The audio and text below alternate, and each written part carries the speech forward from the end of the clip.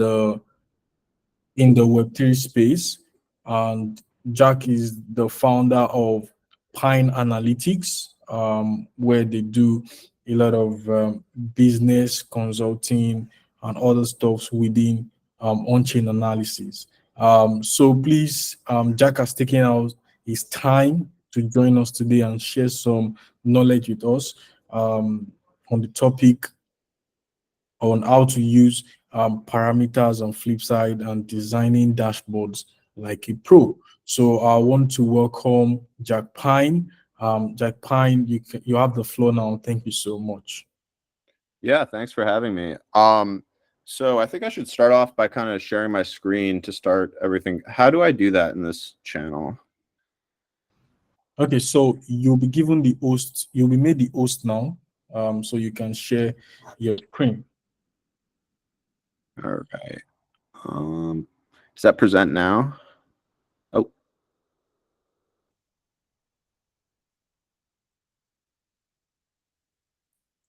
Share. All right. Can you guys see my screen? Yes. All right. So today I'll kind of walk you through how parameters work and kind of the best ways to use them and the way to kind of make them user friendly. So I kind of set up a few queries this morning just to kind of give you guys the idea of like how they work. So this query right here that you're looking at is just like a basic query that is kind of built to look at Ethereum swaps of all types.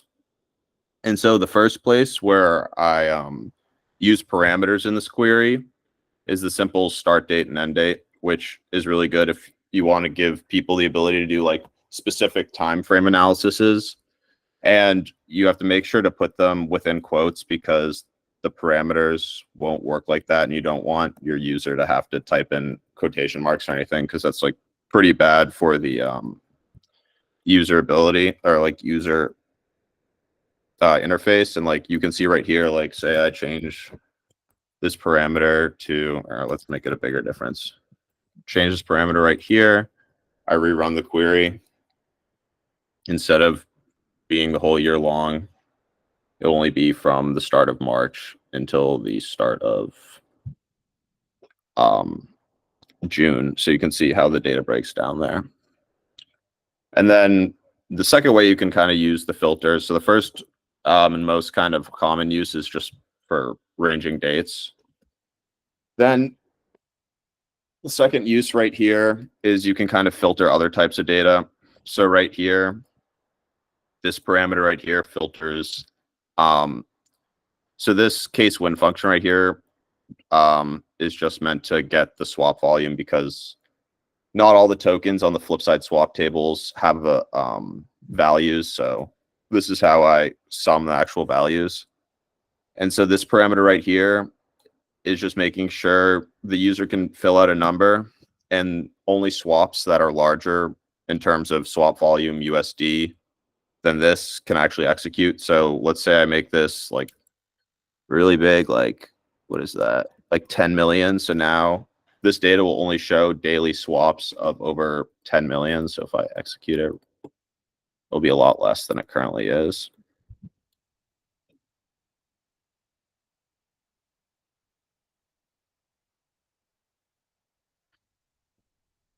Yeah, so now you see like it's patchy data because not every single day has a swap that's that large and stuff like that.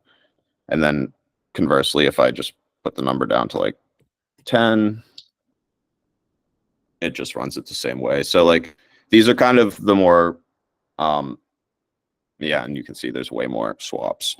So these are kind of like the most basic uses for parameters where you just kind of put them in the where statement and just filter data and allow the users to filter specific types of data. And then the second type that I kind of brought up, which is like very commonly used, is allow, oh, that's the wrong one.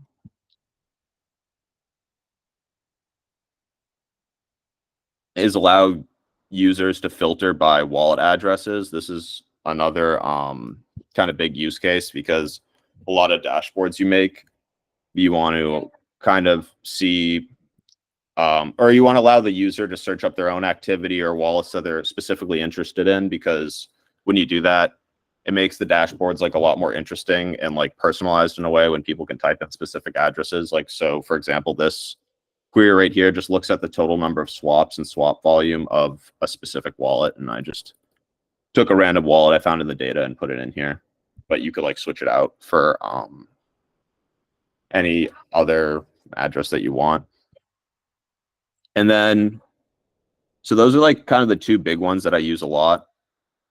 And then I guess one of the problems with parameters when you're using simple data sets like Ethereum, easy DeFi swaps, and these more easy tables, the parameters work like really well and run really fast. But the problem is with the Flipside database, like if you use Solana data or more raw large tables, is that the queries take a very long time to run. So then when the user tries to execute the query, it's like they're sitting there for like 200 seconds and they're like, what the hell? This thing doesn't work. So one way to kind of get around the slow load times is this method I found, like I started using a lot. So if none of you have used live query before, which is a function of Flipside, you can actually, in a query like this right here, you can pull data from a prior query you had into a new query. And the reason that you want to do this when you're building parameter dashboards a lot of the time is because the data comes in preloaded. So then instead of taking like 100 seconds or 60 seconds or however long time it would normally take, you use this to really speed up it into two queries. I went on a little bit of a ramble here, so I'd love to kind of hear any questions you guys have regarding any of this stuff.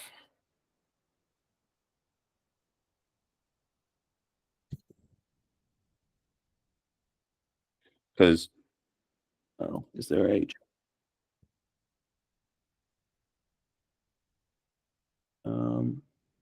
I was here. Okay, so Jack is giving us the opportunity to ask questions. I can see John, your hand is raised up. All right. So John, you can ask your question. All right, thank you. Good day. My question is based on using parameters to filter by chain. I saw a query or a dashboard that will filter out the data based on the EVM chain selected. So I wanted to know how that is done. Thank you. Yeah. So the reason that somebody can do that is because of how Flipside set up their database. So when somebody filters by chain, for example, it would be like them taking this right here. Here, I'll do it right here. And they do like this, and they do chain. And then they fill out like Ethereum as the chain. And so you can write parameters in any part of the query to fill out any part of the text. But the reason that it works specifically on EVM chains is because of how the Flipside database is structured. So if you see like Ethereum, DeFi, easy DEX swaps is a table, but then also if you go to like Optimism, DeFi, easy DEX swaps, that's also a table. So when you're putting in a parameter there, people can input certain chains that are structured in the same way to kind of pull the data. Does that kind of answer your question?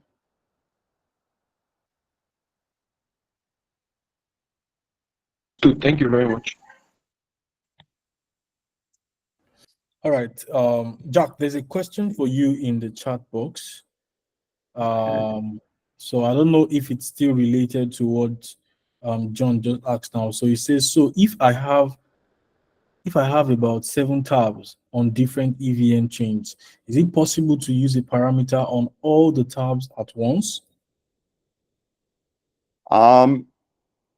I'm not exactly sure what he means by 7 tabs, but if he means that like he's basically wrote one separate query for each chain, if the chains, like if you're comparing Ethereum and Solana, it wouldn't work.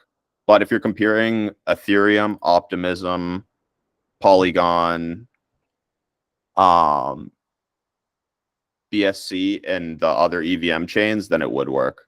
So you could collapse all the EVM chains into one. I'll actually just write down all the ones that have the same tables. Okay.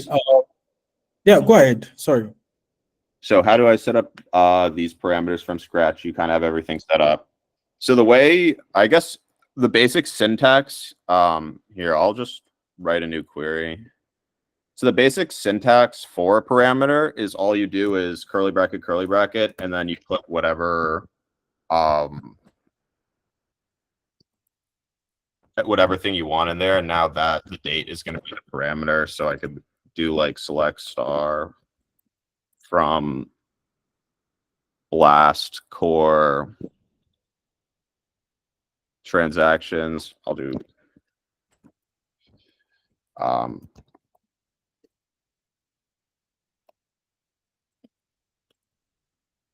so this would just look at number of transactions on blast, where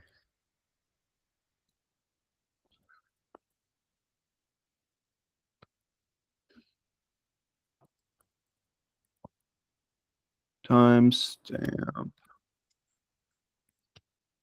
greater than date. So then, and then you have to put these like this.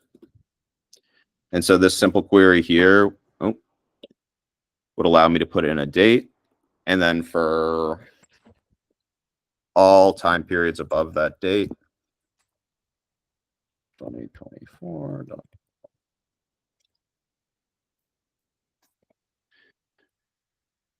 So that's how you kind of do a parameter from scratch. So this shows that there was 664 or 6.64 million transactions before this date. So here, let me hop in the chat. Here, 1 second. I need to ask somebody to be quiet in my house real quick.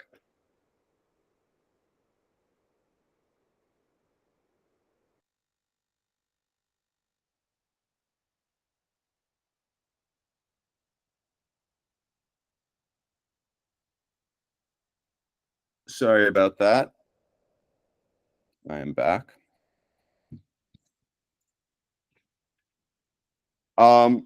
Yeah, so that's kind of how you write one of those queries from scratch. Okay, thank you very much. There's another question here, that says, how do I set up these parameters from scratch? Okay, I think you've answered this. Another one says, so for the different EVM chains, the parameter, which table would I use? Yeah, so the weird thing about, oh wait, here, let me see. For the different So the weird thing about that specific query is that you're actually changing the parameter is actually, here, let me pull it up. The parameter is actually changing the table you're pulling the data from. So you can choose any table that is in multiple chains, and then you can change the chain like this. So you're actually, when you do this, the parameter actually changes the table that you're pulling the data from. So that's why that's kind of a weird kind of way to do it. Because normally you'd have to kind of do a more in-depth thing. Another way you could do it as well, actually, here, I'll show another, here, I'll just do this one. I'll go back to this one. So another way I kind of like to do to do parameters that kind of falls under that category is you do a case when, here, let's look at something about blast transactions so we can figure this out. All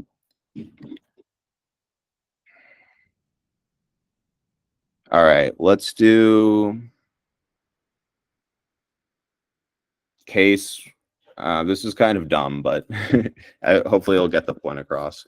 Case when position greater than 7 then big, else small.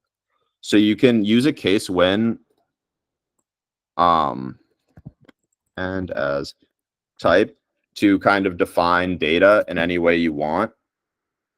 And then you can do where and type like, and then you can do put a parameter here. So this is where you put the parameter. And this is how you make parameters a little bit more user-friendly as well.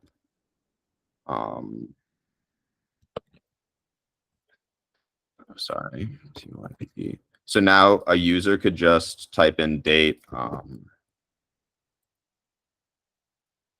And then for TX type, they could do small. So now you can pick what people can type in rather than them having to know the coding language in a way. So this is also a possible way people could have changed chains by kind of, oh, oops. And I actually need to throw. So using case wins to divide, oh, sorry guys. Did I spell it wrong? I probably spelled it wrong.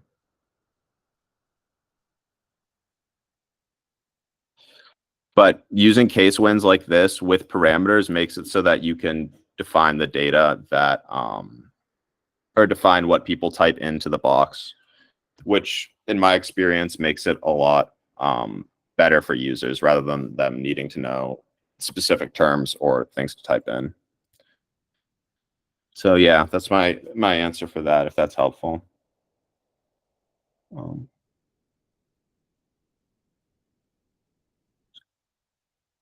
All the holders' addresses to show.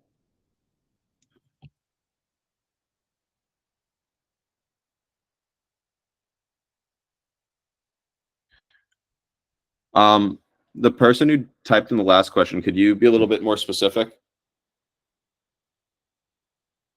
Okay, so while that person is getting to restructure his question, I have Aishat who raised up her hand. So Aishat, you have the floor. Okay, so I wanted to ask for a dashboard because I've seen some dashboards where there's parameter at the top and it applies to, like, the entire query, like all the queries in the dashboard. So when creating such kind of dashboard and with such kind of parameters, do we like create parameters for each of the query, or there's a way to like create a parameter that applies to all of the queries in the dashboard? Yeah, so when you do that, basically, if you name the parameters the same thing, like for example, in this example, my two parameters are date and TX type. If in another query, you have the same parameters like date and TX type exactly, and then you put those two queries into the same dashboard, then when you change one of them, it'll change all of them. And actually, one thing that you really need to look out for there is like, see how in this query I'm writing, I put a specific date and a specific TX type in. For all the graphs that you put on a dashboard that have the same variables, you want the starting variables to be the same for all of them as well, or else it kind of like glitches out sometimes and acts weird. So like, say if I was going to add another chart with date, I'd make sure that the date in my query section is 2024 0501.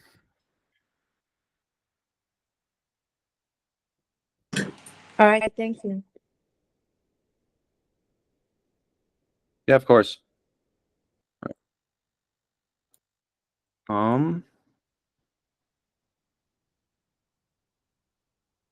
Is it possible?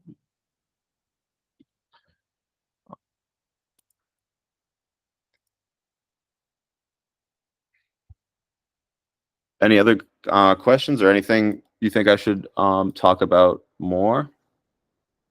Because I did cover like the basics of this stuff. Yeah, thank you very much, Jack. Mutilola, can you maybe unmute to ask your question?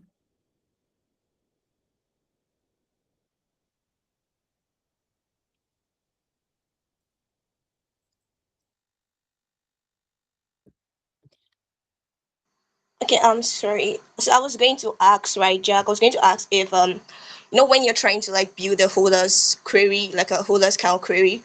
So you Mm. have let's say you have the parameters like underneath, like at the bottom of the query. So I was trying to ask, when you're trying to do that, like you already have your query and you have the result set to show you the number of holders holding the particular token, is it possible to like filter by just one address and still get the whole holders to show?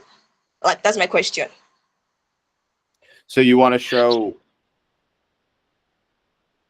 you want to filter by one address, and you want to see,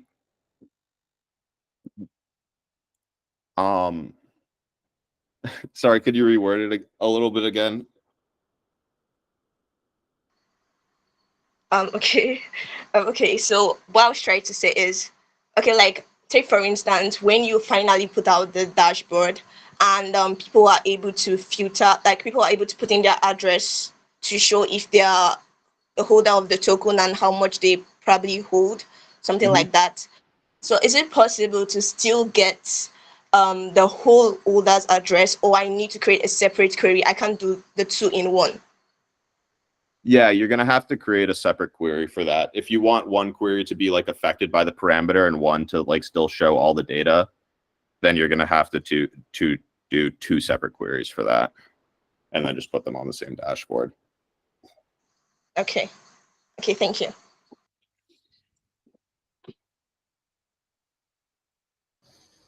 All right. Any other question? Any other question? Any other question from us before we call it a day with Jack? Yeah, I'm going to share all my dashboards in here too that I just used as examples, so you guys can look through the code, and feel free to shoot questions that you have in the future to my Twitter or into the Pine Analytics Discord.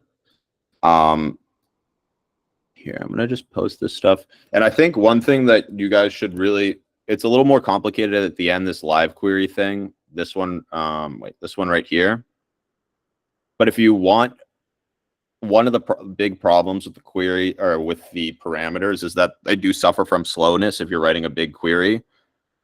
And people like, I forget where I read this, but like for every second that somebody has to wait on the internet, it's like 50% of people go away. So you really want your thing to be snappy.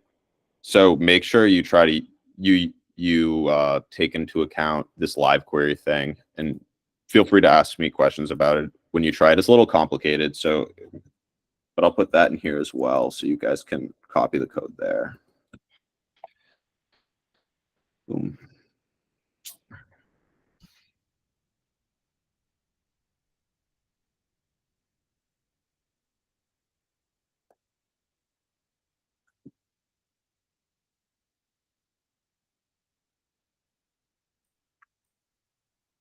Okay. Any other question? You can also share your Discord community link with us on the chat likewise. All right, yeah. I will share that here.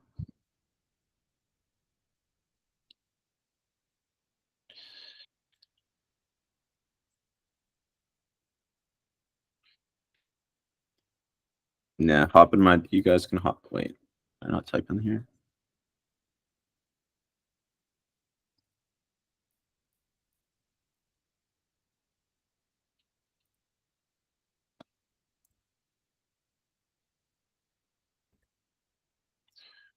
Oh, seems like I'm having trouble typing it in.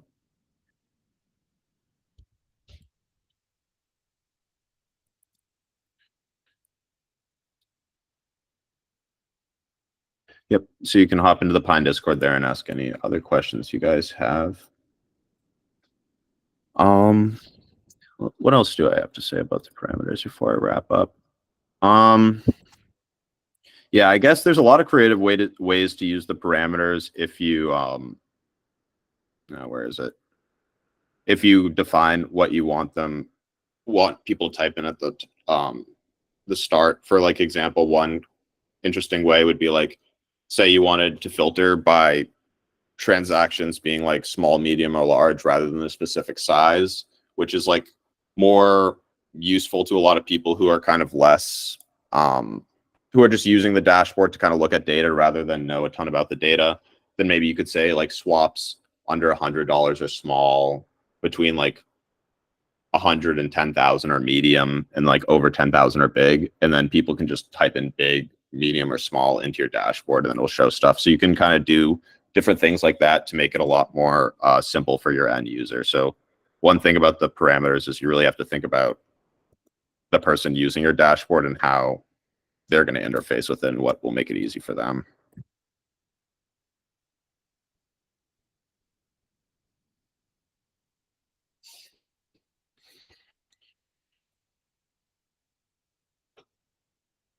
Okay, so can we see how this works on the dashboard? Yeah, sure. I'll actually, yeah. Oh wait, I have the full dashboard here. Well, this was the little test one where the queries were running. So here, I will publish it so that you can see how it looks. Publish dashboard. Oops, maybe I unpublished it.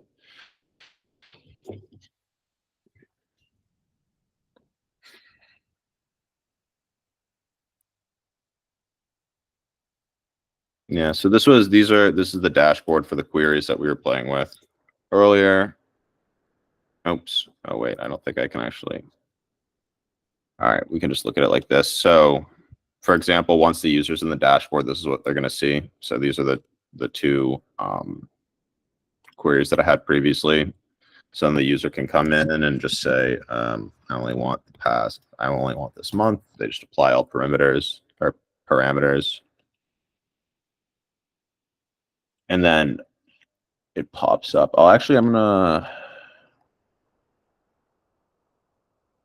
yeah, but see, this is one of the things that you can see how long it's taking to load. This is one of the problems with running full queries in the parameters, because like a lot of users, when they end up waiting this long, they get pretty frustrated. And this query isn't even like really a long query. It took like, well, it took 3 seconds to load in here. So by the time we're back, it should be, maybe it's not loaded. Dang, that's a slow query.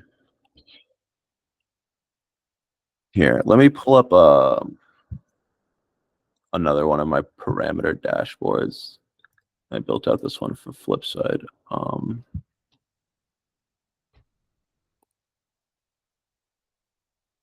This is, oh, maybe it broke.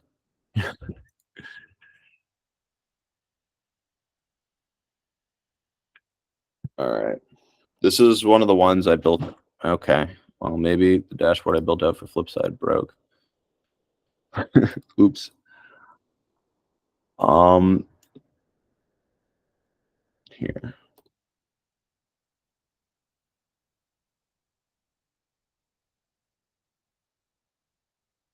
Oh.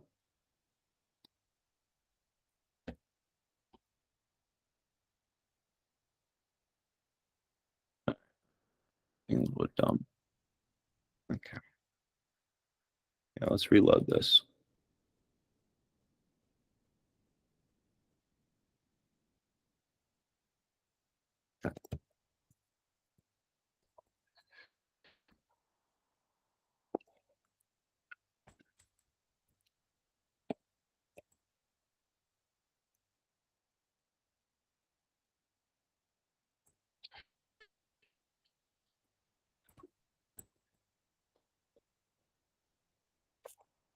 Okay, this should work.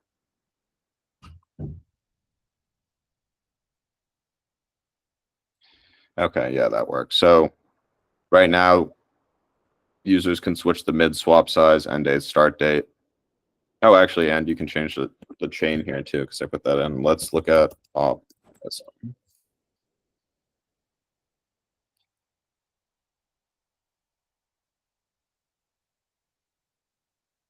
So now let's look at optimism swaps in the time period. And you can see how there's far less than on Ethereum, over 50,000. Or we can look at Arbitrum, same date time, but only over 500,000. Just looks at number of swaps. And yeah, So this is kind of how it works out on chain. This graph just lets me put a start date, end date, minimum swap size and chain, and it'll just show the number of swaps that happened. So that's kind of how you want to build something out for to be simple.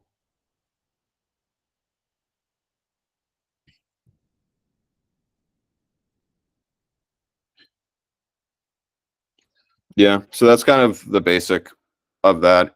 You guys have any other questions about the dashboard side of things?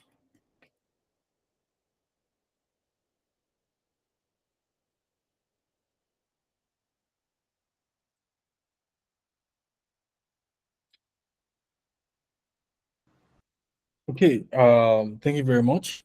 Any question with regards to parameters and dashboarding? So we can call it a day. I believe everyone has asked their question, and like Jack has said, we have the link to the Pine community, and you also have the links to his dashboard examples so that you can go through them and also ask your question in the Pine community. So thank you so much, Jack, for the opportunity, to share this knowledge with us. Would like to call it a day. I don't know if you have, one or two things to say before we call it a day. Yeah, I don't have anything specific. Thank you for having me here, being able to share this with you guys. Yeah, just feel free to come in the Pine community, ask any questions you have, and always happy to help people out if they have questions. So yeah, that's all. Yeah, thank you so much, Jack. Please let's appreciate Jack. With an emoji, the comments in the chat box, and also before we call it a day, let me just share Jack's Twitter page so that we give him a follow.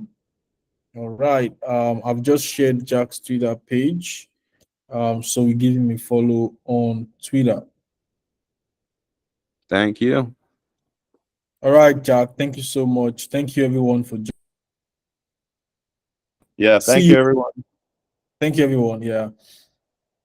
Have a great day. I'll see you guys.